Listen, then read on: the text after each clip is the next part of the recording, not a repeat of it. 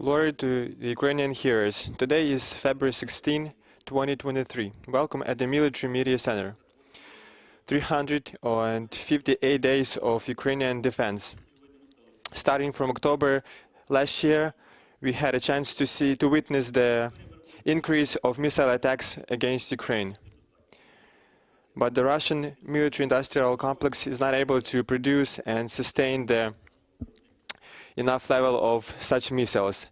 And they are also dependent on the foreign-made components, such as microchips. That is why Russians are using missiles directly on the shelf. And starting from this year, Russian forces used X-101 cruise missiles produced in the first quarter of this year. Today, you will know what missiles do the Russians use against Ukraine. And today you're going to be briefed by the representative of the Captured and Advanced Weapons and Military Equipment Research Center of the General Staff of the Armed Forces of Ukraine, Colonel Mykola Daniluk. Good morning, everyone. The significant assistance from Western partners and strengthening Ukraine's air defense systems, as well as experience gained in countering Russian cruise missiles, have gradually led to minimizing the negative effect of the enemy strikes. I want to remind you that the main missile used by the Russian forces is X-101 cruise missile. It is a strategic air-launched cruise missile designed to engage important military targets, and it's flying at extremely low altitudes with the subsonic speeds. And it can also alter its altitude from 30 to 6,000 meters. And this is an example of a new development of the Russian military-industrial complex. At this slide you can see the flight performance and characteristics of such missile. But now Russians have to perform modernization of such missile. However, this missile has demonstrated limited capabilities on penetrating Ukrainian air defenses. On this slide, you can see the photo of a missile fragment found in the vicinity of Malutinka village in Kyiv region. And you can also see the modernized optoelectronic guidance system. And this modification has appeared in autumn previous year. And that is why we can witness that Russians faced the lack of guidance precision, and they also are lacking build-up capabilities for such missiles. The significant difference of such optoelectronic missile guidance systems is the presence of three fixed lenses. The previous missile had one lens with up to 10-degree turning radius. You can also see the examples of such optoelectronic system at the exposition. The computer and computing devices of such missiles here also underwent changes. This is the baguette modification. And the development of such chips and microschemes is the evidence for dependence on foreign-made components. However, the Russians were able to replace the microchips and schemes of such computers with other components. However, they still depend on foreign-made components. Anyway, if it were not for the sanctions of our partners, Russians would not be able to resupply and replenish their supplies, their strategic supplies, as well as engage our critical infrastructure and other installations. However, the fact still remains that Russian forces continue to engage us and try to win. The other know-how of such Kh-101 missile is the passive jammer L504. You can see it. I'm holding it right now. This is the unit equipped with pyro cartridge, and they discharge foil or metallized metal strips during the flight. The principle of operation and their action is very simple. When they are discharged, they create a cloud that makes it very difficult to perform guidance of our air defense missiles. And that is why cruise missiles can penetrate our air defenses and also hit their targets.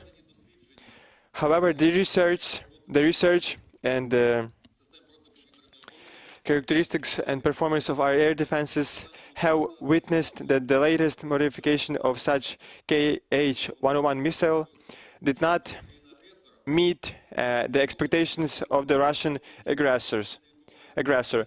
And that is why they cannot penetrate our air defenses, and Russian missiles more often fall on their country, and they do not reach Ukraine. However, the manifestation and the concept for such modification is witnessing that Russians do not give up their attempts to perform terroristic acts, kill Ukrainians and civilian population.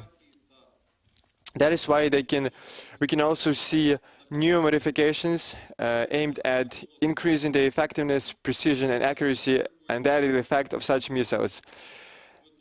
And I want to say that Ukraine still needs further support of our allies, and we can also prevent engagements of critical infrastructure by such missiles. I want to remind you that such a missile is an indiscriminate weapon, and primarily Russians violate Article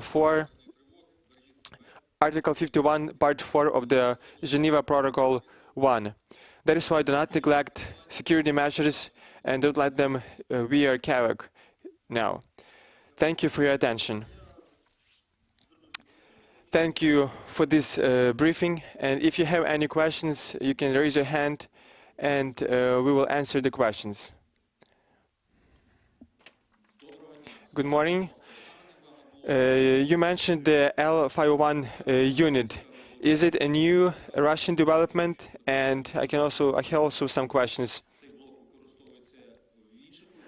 Does this unit is this unit used in other missiles? And for example,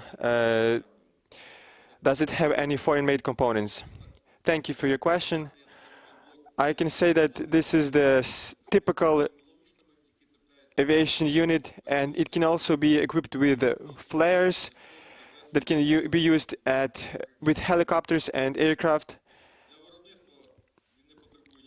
For its production, it does not need any foreign-made components. This is just regular metal strips of paper. They also use regular pyro cartridges, and I guess, and I can say that they have enough of it. Such unit was found only at Kh-101 cruise missile body. Do we have any other questions? Good morning. This is Olena Rybinska, Пятый канал. I have also a question about such foil strips. Do they use such strips when they are launched or on the territory of Ukraine? And were such pyro cartridges used before the large-scale invasion of Ukraine or maybe in other conflicts? Thank you. We can say that the discharge of dipole reflectors is when the Kh-101 missile radiates rays to reflect and deplete the Ukrainian air defense systems. And now, were they used in other conflicts? I can say that the thing is, before we have not found such units, because this unit is located at the warhead portion, and the warhead is usually destroyed all the time. Do you have any other questions? Okay. Is Russian military-industrial complex is able to produce such missiles without foreign-made components, and to what extent?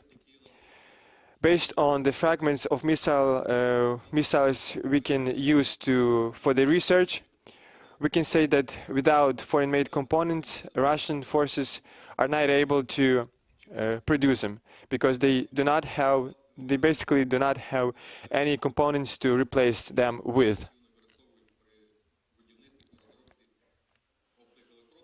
So they use such foreign-made components in the development of optical electronic systems, and that is why I can say that they're not able to, they cannot make it without foreign-made components. Do you have any other questions? Good morning. And you mentioned that the modification of such missile did not meet the expectations of the aggressor, but the part of such missiles is still flying and reaching Ukraine. How does our air defenses fight them? Our air defenses use integrated and combined mobile cruise operation, and we increase our air defenses guns around Ukraine, and we also try to improve our skills, capabilities, and that is why, thanks to this, we can annihilate such know-how systems from the Russian Federation.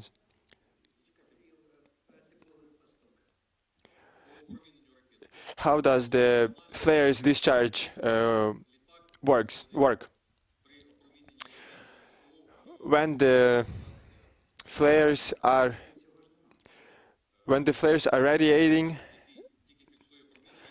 radiation, it can deplete our systems. However, we assume that they work based on this principle. But we can use, if we have a complete missile, we can perform the research on that. Do we have any other questions?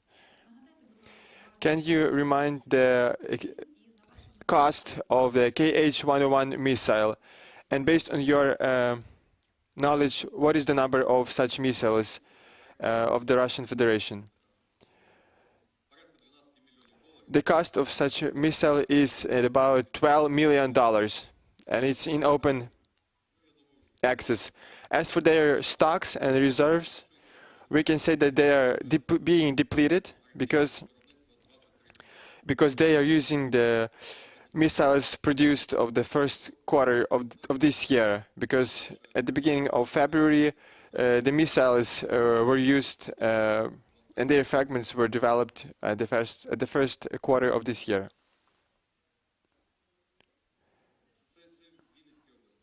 So as for the shelling, it is in the vicinity of Vinnytsia region. Do we have any other questions? Thank you for your briefing. If you are interested, you can also take a look at our exhibition of the X-101 missile. And you were briefed by the representative of the Captured and Advanced Weapons and Military Equipment Research Center, Colonel Mykola Daniluk. This is Military Media Center, the only information platform of the Security and Defense Forces. Glory to Ukraine, stand united for the victory.